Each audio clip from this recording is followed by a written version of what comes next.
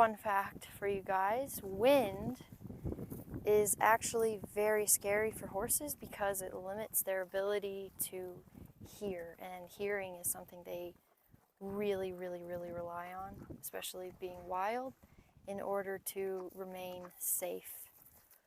Their ears can swivel very far, and they can pinpoint the direction that a specific noise is coming from in order to know where danger might be approaching. And so when it gets really big gusts of wind, it impairs their hearing and can kind of give them a little bit of anxiety.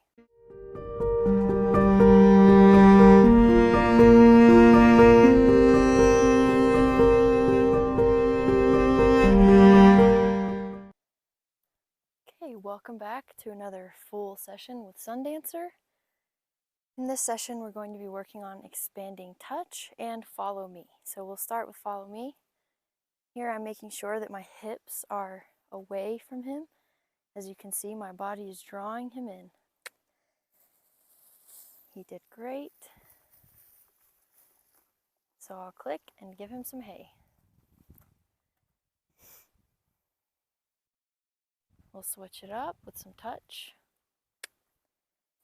Very good.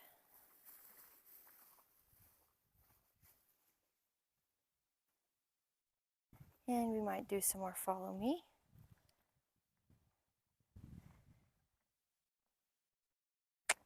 Very nice.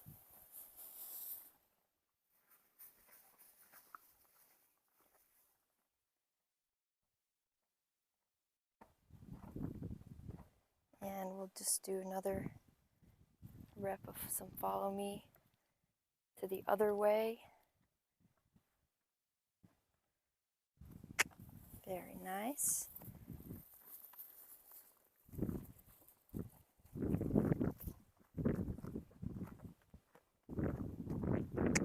And some touch. Notice at the beginning of the session, I'm only doing things that I know he's extremely comfortable with. I'm going to go ahead and set this bag down. The side of his face, he's actually really enjoying.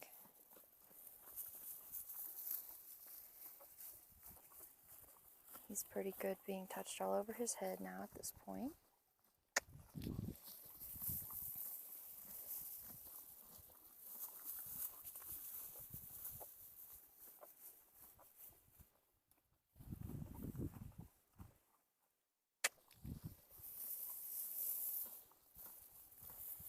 He has had 2 days off. We were a little busy this weekend getting ready for family to come up. So he did get a few days off, but that's all right. Right here, he actually stepped up by himself. I didn't ask him to do that, so he's offering me to touch his neck. And in our last session, before his 2 days off, we found his itchy spot, as you may have seen in the last video, or one of the last videos. He thoroughly enjoys his neck being scratched. Okay, this little gust of wind has bad timing on my part. Fun fact for you guys, wind is actually very scary for horses because it limits their ability to hear, and hearing is something they really rely on, especially being wild, in order to remain safe. Their ears can swivel very far, and they can pinpoint the direction that a specific noise is coming from in order to know where danger might be approaching. And so when it gets really big gusts of wind, it impairs their hearing and can kind of give them a little bit of anxiety. As you can see, he comes back and tells me he's ready to keep going. So that's what we'll do.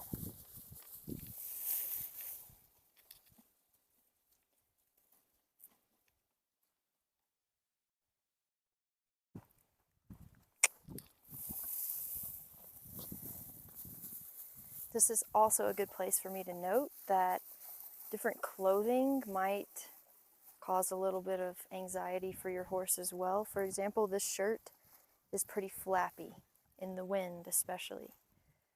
So just something to keep in mind. Don't get frustrated if one day you show up and you're wearing a baggy t-shirt and it's billowing in the wind and they're a little more skeptical. Don't think your training is going down the drain.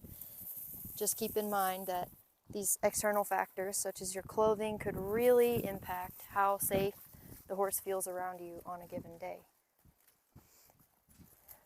And as I always say, progress is never linear, so don't have expectations and you won't be upset with how your session went. You'll be grateful for the positives and the negatives from that session.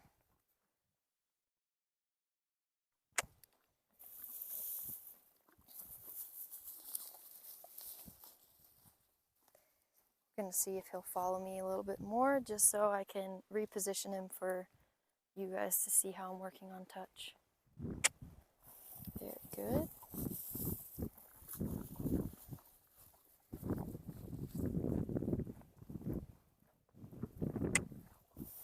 Got some touch on this side of the cheek. Perfect. This is his less comfortable side, so we're working very slowly to make sure that he is competent with me touching this side, since as soon as we begin haltering, I'll need to be standing on this side. Very good. All right. Come on. Good. Good. I swung the bag there and see he got a little skeptical. Perfect. Overall, this guy is extremely chill. He is going to be a great example of our training processes here at Nirvana Mustang Sanctuary. Okay. Now, he came forward and offered me his neck that time, which is wonderful. It's exactly what we want when we're working on an offside. He's choosing to allow me to touch him here. And if you can see he's rocking, he's thinking about taking another step and putting me on this side, but he's not too sure about it. We'll just see if I can encourage him a little bit.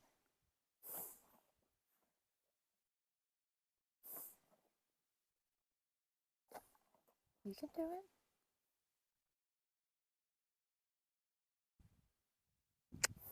Now he didn't step, but he did target my hand. So I'm going to reward for that, and we'll build up to taking that step. Maybe I'll just touch his face on this side a little bit, because I know he's completely comfortable with his face being touched.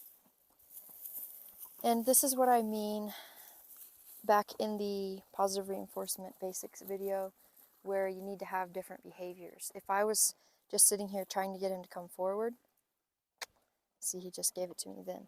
But if I was sitting here asking for that over and over and over and he didn't feel comfortable enough to do it, all I would be doing is eroding his confidence, and he would eventually leave and go over there instead of choosing to continue his session with me.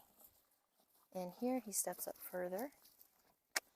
I didn't touch his neck, but just his face, so because I noticed that his head level is a little high and we would like him to be a little bit more relaxed with us touching his neck.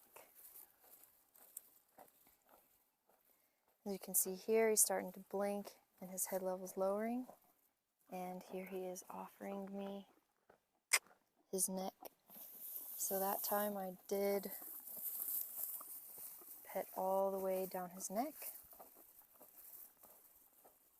I also want to emphasize the importance of not patting your horse at this stage, especially wild ones.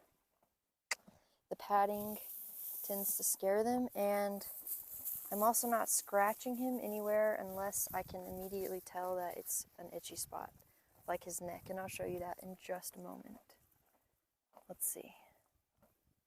See here, his lips go out, and I can automatically tell that this is his itchy spot, and he's really enjoying scratches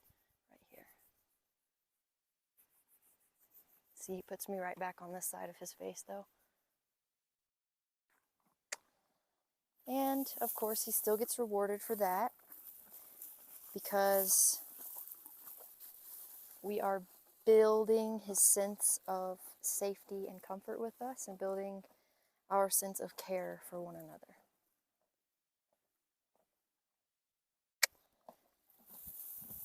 Since I know that he really enjoys those neck scratches, and that he enjoys them enough that neck scratches could be a reward, I'm going to only scratch his neck while I'm standing on this side of him, on his bad side, in order to facilitate him enjoying me being on this side more.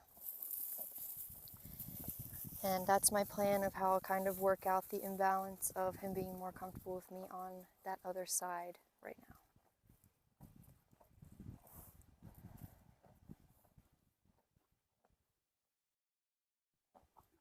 He's once again thinking about stepping up, but he's not sure, so maybe I'll use my hips and the hand for a target to try and encourage him.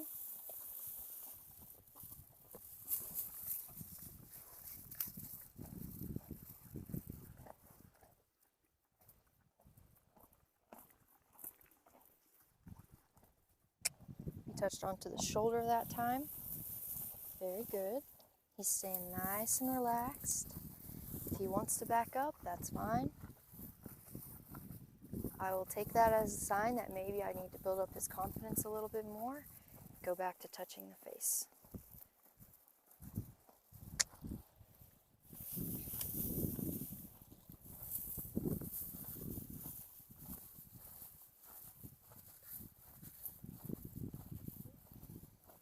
If you'll notice, his eyes are half shut.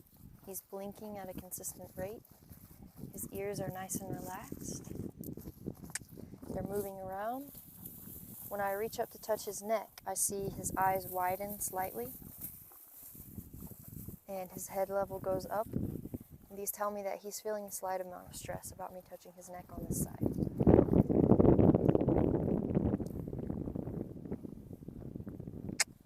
Reading your horse's body language and facial cues is the most important factor in horse training, 125%. If you can read what they're telling you, because they are telling you things 24/7. They're giving off a live feed of exactly how they're feeling and what they're thinking. They don't deceive us. They don't lie. They just show with their body and face honestly what they're feeling. So if we're able to respond to that, that's really how we develop this sense of care and this true connection and relationship, because they realize that we can understand them and they're free to communicate with us. We're not going to punish them for that behavior when they're just trying to communicate.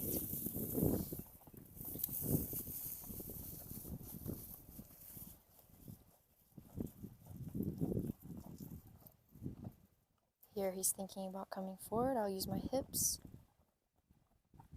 trying to draw him towards me. He's a little skeptical. We'll add the hand. Good.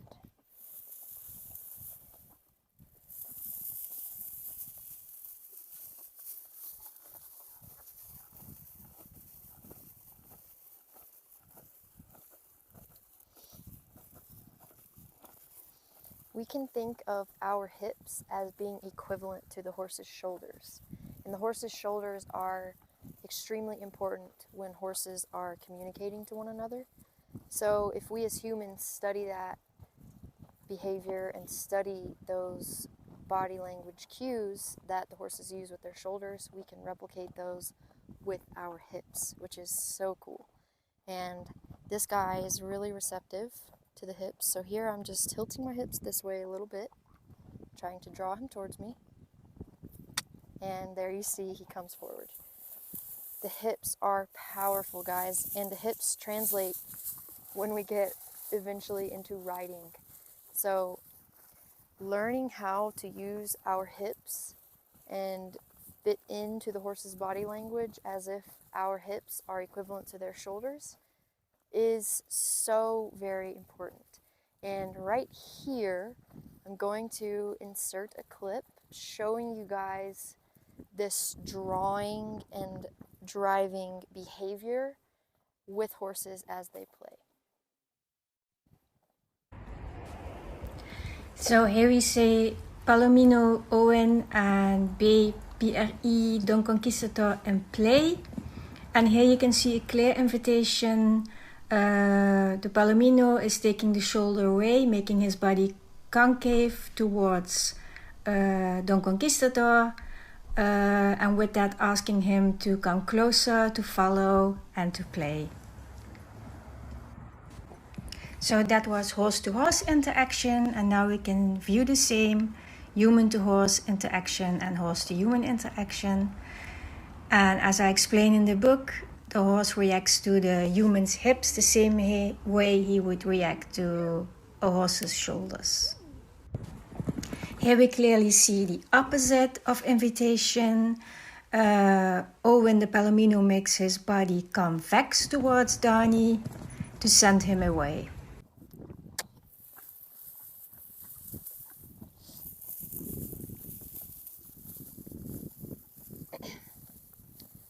So as you can see in that clip, the horses either curve their bodies away from the other horse to draw them in and invite them into their space, or they will curve their body towards the horse to push them away and tell them to give them space. So let's just see how Sundancer will respond to my hips accordingly. So here I'm going to push into him. Good. Just with my hips. Now I am reinforcing this with treats, even though it's natural horse body language, because I will never be a horse, nor will he ever see me as a horse. But he will understand that I am capable of replicating his language, so to speak. So right then I actually made my hips tilt away from him, creating a concave body and drawing him towards me. And let's see if he'll do it again. Just waiting here. Beautiful. Good. Now I have been slightly working on back up, using my hips, because as I said, this is a natural thing for a horse, so it's no big deal for me to be teaching him how to back when I'm not even able to touch his body yet, because I don't need a halter for this. Let's see. Beautiful.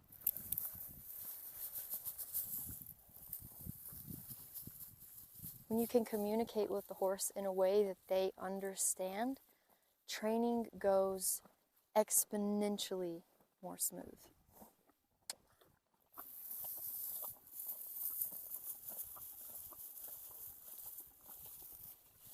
And this guy was completely untouched just 2.5 weeks ago.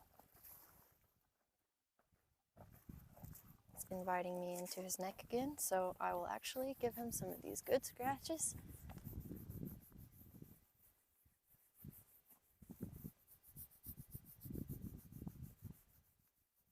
You know that they're really enjoying their scratches when their lip sticks out or starts quivering.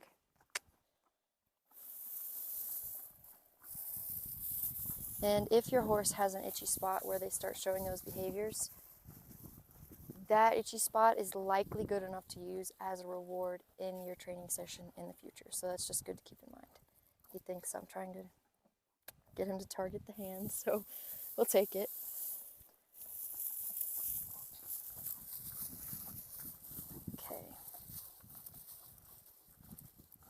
I'm gonna just do some more follow me here, change it up a little bit, and reposition him for you guys.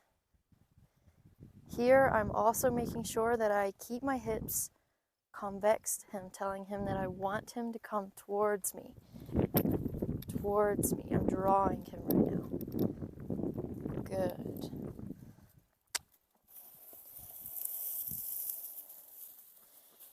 And that process of follow me right there is the very beginning of learning how to lead. We should not be relying on a piece of rope to keep our horses with us. It's not going to be good enough. If they want to leave, I promise you they're stronger than you and they will leave. So it's important to have these behaviors really set into the neurological structure of the horse's brain, that they enjoy following you, they receive good things such as scratches and hay and treats when they follow you, and that it's always a positive experience for them to follow the human. This will help drastically when we start actually teaching them how to respond to pressure, and then those components together combine to give us our ability to safely lead our horses without incident. Good.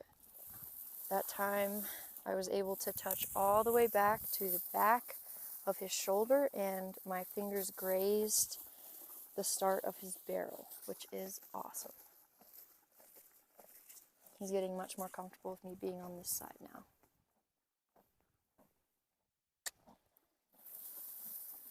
And I can tell he really likes these cheek scratches, because when I do it, his eyes immediately start closing and blinking more, and his breathing slows down. And he tilts his head towards me as if to say, please continue. I'm just going to check and make sure that I'm still recording over here. Sometimes it cuts off. Perfect. Still going. All right. Now I'm going to switch sides. We'll do some time here on his more comfortable side. Okay. Right there was a great example. I reached out to touch him, and he moved his head away from my hand like, no, no thank you. So I said, okay, and I moved my hand away. And here he is. Now, since I respected that boundary and didn't force myself on him, he came back into me, relaxed himself, and said, okay, I'm ready for you to touch me now. I use my hips to bring him forward. Very good. Now, as you can see, his eyes are a little wide, he's blinking less, and his head level is higher now with me being on this side than it was on the other side. This is his good side, but this is the first time I've worked on this side in this session. So it's completely normal for him to feel a little bit skeptical until he knows what we're doing and calms down a little bit, relaxes with me being on this side again.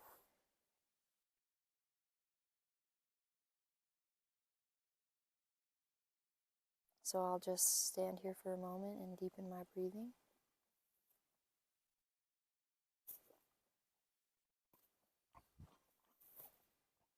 Of course, he's going to turn this side. I'm trying to work on away from you guys.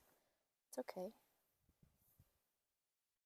I'll take a head pet, then we'll do some more follow me so I can position him where you guys can see again.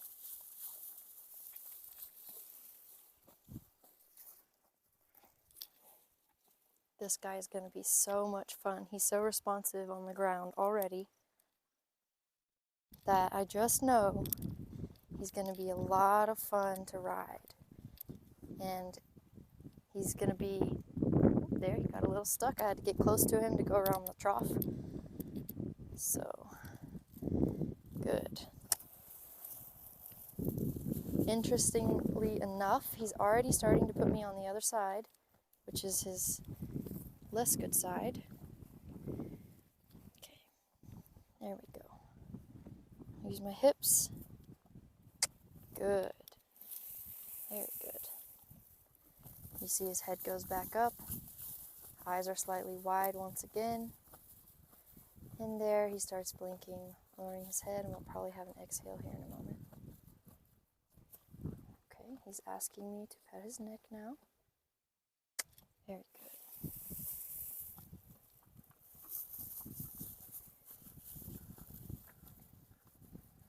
This guy is not worried about much.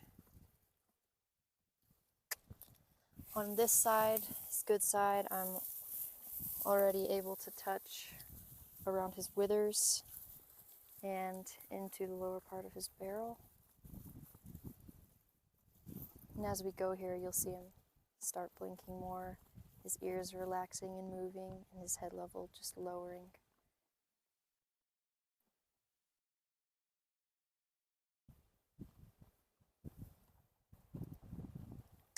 If you see their head level raise and it's not because you found an itchy spot and their lips are quivering and they're really enjoying it, it means they're feeling a little bit of tension, which is always, always, always important to notice and take into account so that you can revert back to an easier behavior so they don't lose confidence. Here, I'm just going to come back to petting his face. Very good.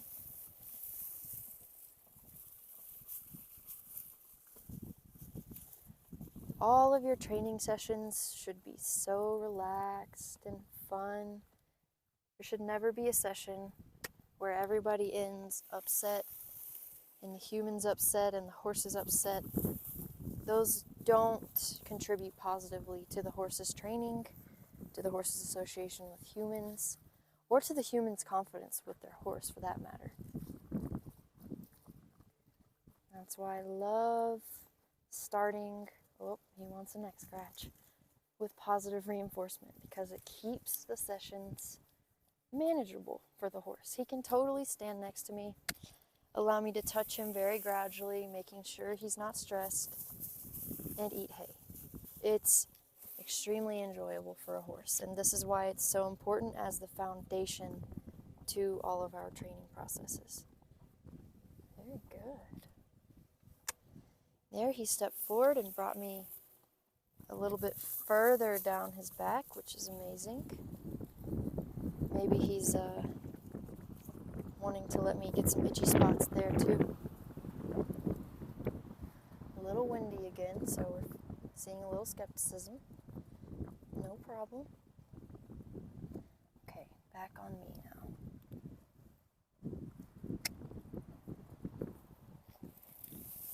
That time I was able to touch about halfway down his back. I'm going to see if I can reposition him where you guys can see this whole side.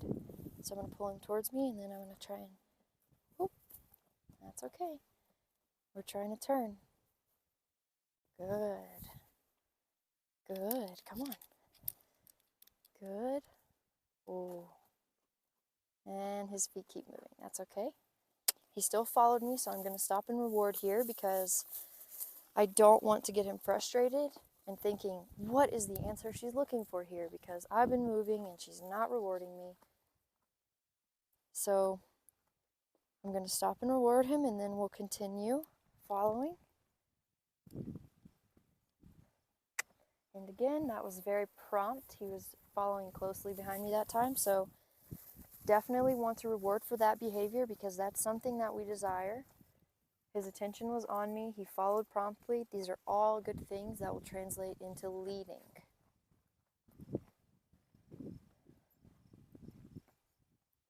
Some positive reinforcement trainers will have you thinking that you need to stick to one behavior in a session. However, whoop, can you do it? That's okay. He's going to clean up his scraps and then he's going to come over.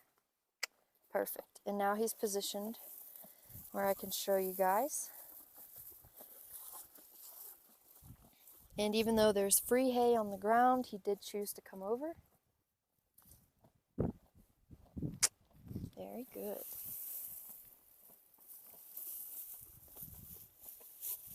See if I can scoot myself back here.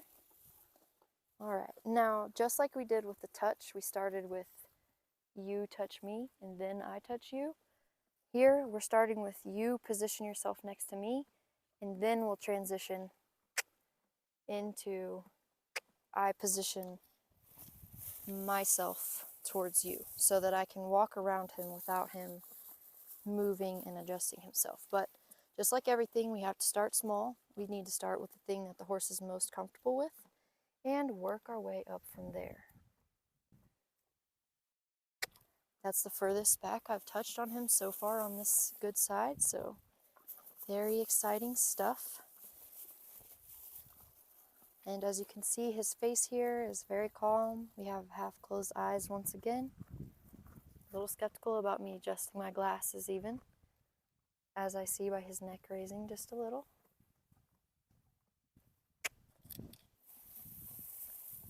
Now, if your horse isn't comfortable with being touched in a certain area, it's very likely that they're not going to show you there's an itchy spot there until they get comfortable with you touching there. Very good. And the whole time I'm doing this, I'm watching him out of my peripheral vision, so I am noticing even when I'm looking back here, I can see over here and see if his head level's raising. I can see what his ears are doing, and I can tell if his head is tilting away from me. So there we went down the shoulder, which is a new space that we've not touched yet as well. Now, if I were to just start touching him and making him uncomfortable by doing so, and just continue touching him even though he's showing me stress signals, that would be damaging to our relationship and damaging to his view of humans in general. And things this small are often what leads to... Oh, we have Troy over here scratching himself on the shed and making all sorts of loud noises on the tin, so I'm going to give him a moment to return to being comfortable. And here it looks like he's asking me for some neck scratches. So he's telling me he's ready to get back to work, and I'll oblige. And there we have some licking and chewing as he comes back down into the parasympathetic nervous state from the sympathetic nervous state. So here I'm further back on his body than I've ever been standing before. He put me here, and we're working on touching down his back, which is a pretty vulnerable place for a horse. If you think about predators such as mountain lions, they often will jump onto the back in order to attack. So this is great. We'll return to a more comfortable zone here.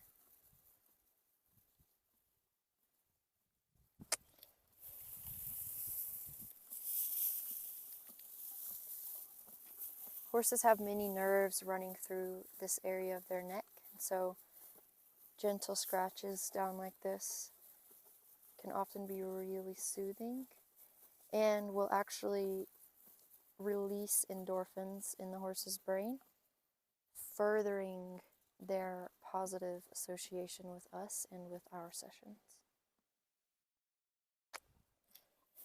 And of course, I'm still rewarding for every bit of touch that I get from this guy at this stage during this very foundational period in his training journey.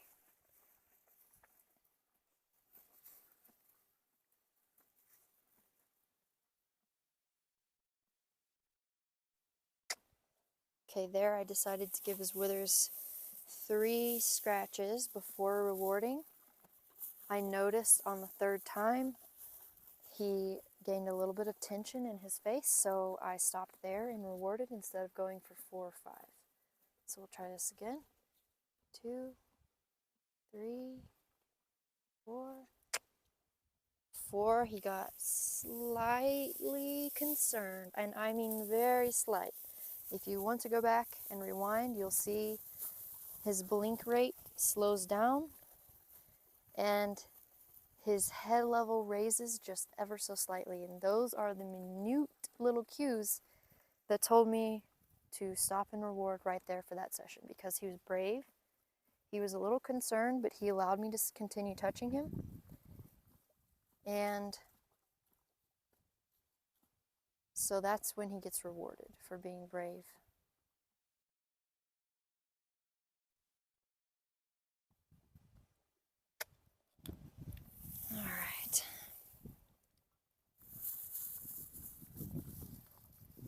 He did really great with his bad side today, so I'm probably going to continue working on this good side for a few more minutes, and then we'll probably call it a session because I've gained a large area of touch today.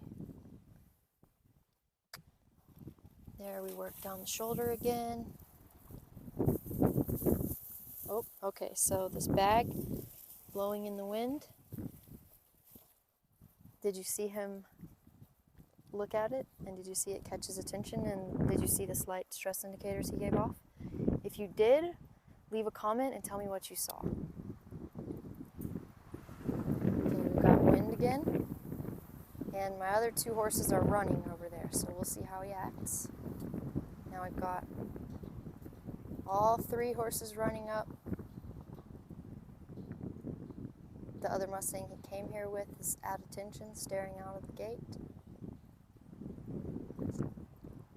This wind can really stir them up, and I've noticed, especially when there's a large amount of dust in the wind, it probably creates weird shadowy things in their vision, and so it can kind of get them a little bit. Now, as you can see, he's a little tense. We see one ear is staying on me because I'm talking. He needs to make sure that I'm safe and that I'm not going to hurt him. We see his eyes are wide. We see now his muzzle is starting to twitch and his head level's lowering. That means he's relaxing back down. He's letting go of his tension. Here in a moment, we'll have an exhale and a lick and a chew. And he comes back to me telling me he's ready to continue. So we'll do that. Very good. When your horse is tense about something in the distance like that, it's always best to just stop, let them assess the danger, let them do whatever they need to do, and then return to your session once they've showed you the signs that they're calm once again.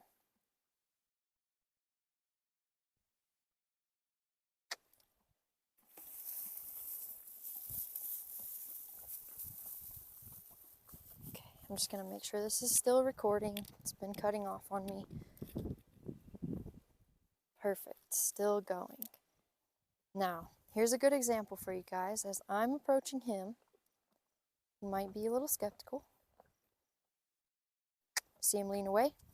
So I touch his shoulder and reward him before he actually takes a step back. And by that, he's learning that he can stand still while I approach him and that it's okay. So let's just try this again. I got my hand out so he knows what's coming. Whoop, he moved his hindquarters away, but that's all right. We'll learn. We're just barely starting the baby steps of transitioning from him approaching me to me approaching him. So that's all good progress. And we'll go back to the face, build up that confidence. Now for a more anxious horse, you might have to go back to the easy behavior for several repetitions before they're feeling relaxed enough for you to move back to the more difficult behavior that you're asking for. And as mentioned in the Positive Reinforcement Basics video number 3, difficult doesn't mean it's a physically strenuous task. I shifted my hips to the side and here he comes. Didn't even realize I did it that time. That's how receptive these guys are. But anyways, difficult doesn't mean that it's physically strenuous. Okay, there, you see his head shot up. I stopped where I was. I didn't move my hand further down his back. And I clicked and rewarded for that because he was brave. He didn't dart away. He didn't like spin off and kick and run and buck. He just said, hey, I'm uncomfortable. And I said, oh, okay, that's all right. I see that. And I stopped. And that time I was able to touch him even farther back than any of the previous times. So guys, it might seem counterintuitive if you've come up in the traditional horsemanship training, natural horsemanship training worlds like I did, but respecting boundaries has been such a game changer for literally every single one of my horses that I've worked with. And honestly, the results just speak for themselves. Once you try it and you see that they're willing to offer you more and more, like this right now that I'm not asking for, then you notice, hey, there's really something to this.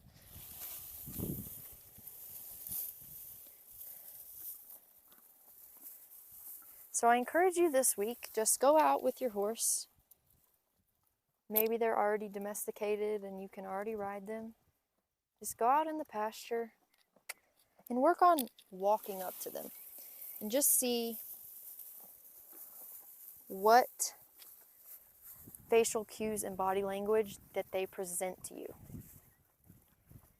If you're approaching and they look away from you, stop, take a step back, wait for them to calm down.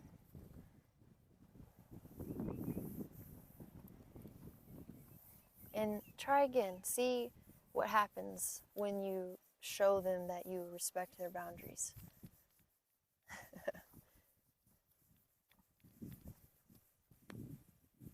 I think he's really going to enjoy the curry comb once we get started on grooming.